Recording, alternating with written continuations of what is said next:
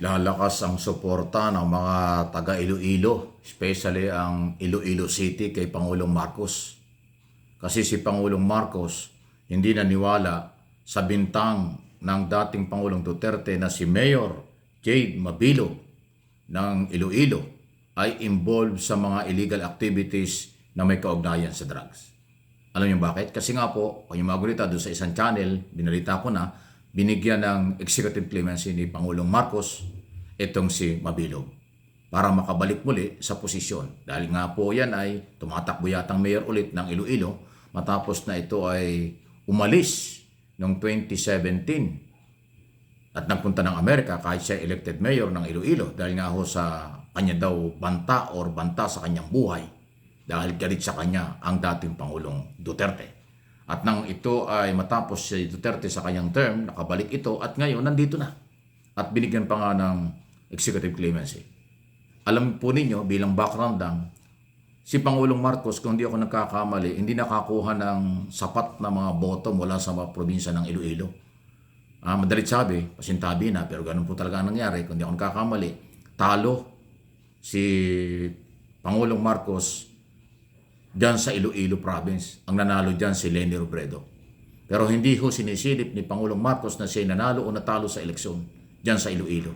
Ang kanyang sinunod ay kung ano ang karapatan ni Mayor Mabilog ay ibinigay ni Pangulong Marcos.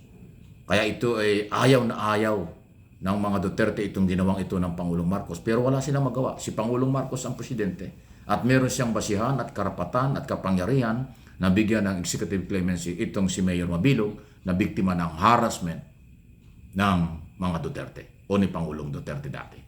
At yan naman ay on public, on record, sinabi sa mga hearing sa Kongreso at Senado at sa mga interview sa media na siya ay naharas. Siya ay umalis bilang mayor panahon yun sa takot dahil nga siya ay kasama sa listahan na pwedeng matukhang ng mga panahon yun. Kaya ngayon nakabalik na at alam ko nga ay kandidato. Kaya mabuhay ang mga taga Iloilo City. Mabuhay ang mga taga Iloilo. Nabanggit ko lang yung nakaraang eleksyon ng 2022 pero kinalimutan ng Pangulo, tinulungan na ni Pangulong Marcos ang inyong mayor at posibleng makabalik pa dahil balita ko malakas pa rin siya sa mga mamamayan ng Iloilo City. Pakinggan po ninyo yung kanyang pasalamat, halos mangiyak-ngiyak si Mayor Mabilog dito ho sa napakagandang balita at ginawa sa kanya ni Pangulong Marcos. Pakinggan po ninyo itong report na ito ng PTV4 Radyo Pilipinas kung saan ako ay napuprograma din yan at yan po yung Office of the President. Walang fake news dyan. Totoo lahat yan. Ng Radyo Pilipinas, Iloilo. Ayan o. Here. Emosyonal na humarap sa kanyang mga taga-suporta si dating Iloilo City Mayor Jed Patrick Mabilog sa isinagawang misa sa kanyang tahanan sa Iloilo City kanina. Dito pinasalamatan ng dating alkalde si Pangulong Ferdinand Marcos Jr. matapos pagbigyan ng Pangulo ang hiling niyang executive clemency. Siniguro rin ni Mabilog na patuloy niyang pagsisilbihan ang mga Ilonggo na minsan niyang pinagsilbihan noong 2010. Nagpapasalamat po ako sa ating minamahal na Pangulong President Ferdinand Bongbong Marcos Jr.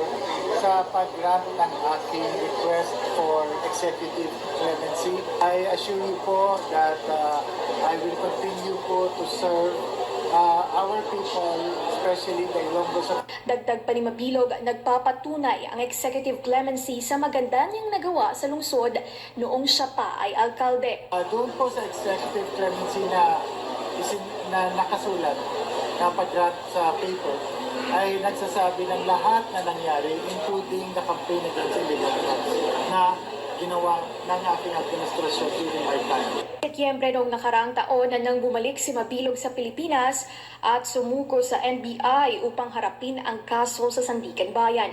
Nakapagpiyansa siya at nakalaya kinabukasan. Setyembre 20 naman naghain ang dating alkalde ng petisyon sa Office of the President na humihiling natanggalin ang kanyang administrative penalties na ipinataw sa kanya ng Sandigan Bayan. Mula sa Radyo Pilipinas, Iloilo. So ayan mula ho sa Iloilo. Thank you sa aking mga kasamahan sa Radyo Pilipinas at PTV dyan po sa Iloilo. Ayan, mabuhay ang mga taga Iloilo. Magandang mga balita ito sa mga Ilonggo, lalo na sa nagmamahal kay Mayor Mabilog kasi ayan na yung kalayaan niya. At kung gusto niyo baka yan makabalik uli na mayor. So, taliwas sa paniniwala ng kasalukuyang gobyerno dun sa mga naging bintang ng dating Pangulo kay against Mabilog. Kasi nga, inuulit ko, ang sabi po ng dating administrasyon si Mabilog ay involved sa illegal activities na illegal drugs, kaya kasama sa listahan.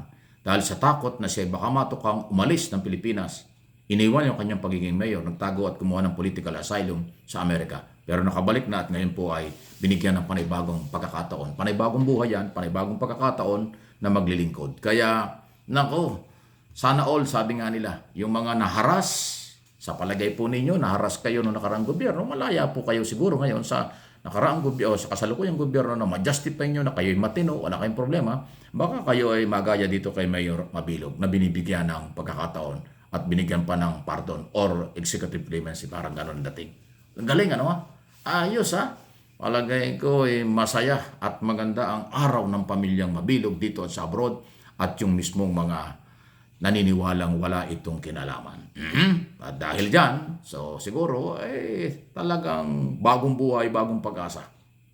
Bagong pagkakataon din. Pero siyempre, sa side ng mga Duterte, gigil na gigil yung mga yan. Galit na galit yung mga yan. Kahapon niya, minadinig na akong isang kakampi ng mga Duterte, kaagad-agad kinukontra yung executive clemency. Bakit daw binigay kay Mabilog? Abay, wala kayong magagawa. Yan ay nasa kapangyarihan, exclusive na kapangyarihan ng punong ehekutibo na magbigay ng pardon, magbigay ng executive clemency sa isang personalidad na sa tingin nila ay karapat dapat ibigay. Hindi naman ibinibigay overnight lang yan. Hindi naman basta-basta ibinibigay yan. Ini-apply, inaaral ng mga abogado, ng mga ekspertong abogado, siguro ng Solicitor General, ng Chief Legal Counsel, ang mga idea mula sa mga eksperto sa batas bago pinagkakalob ng Pangulo. Ibig sabihin, dumaan sa pagsusuri. At sana ay dapat irespeto na lang kung ano ang desisyon ng Pangulo. Diyan ho sa binibigyan ng ganyang klaseng pabor dahil yan po ay trabaho nga ng Pangulo at may pagsusuri.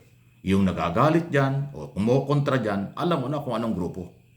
Yan yung grupong maaaring nagpahirap kay Mayor or nagbintang kay Mayor o nagbanta sa buhay ni Mayor. Dahil sabi ni Mayor, talagang pinagbantaan siya.